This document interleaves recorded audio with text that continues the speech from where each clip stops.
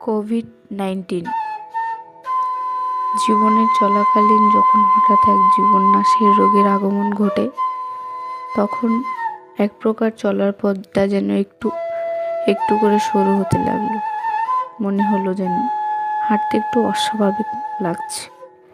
তারপর যখন একের পর এক মৃত্যুর খবরগুলো কানে আসছিল, তখন মনে হচ্ছিল যেন এবার আমাদের কাছেও এলো বলে। আজ শুনছি তো ও মারা গেছে, কাল শুনছি তো সে মারা গেছে। এরপর দেখা গেল ভয় পেতে পেতে আমারও যেন কাশি কাশি ভাব লাগছে। তারপর এক প্রকার ভয় পেতে শুরু হলো যে এই মরে গেলাম। এরই মধ্যে হঠাৎ শ্বাসকষ্ট হতে শুরু করলো।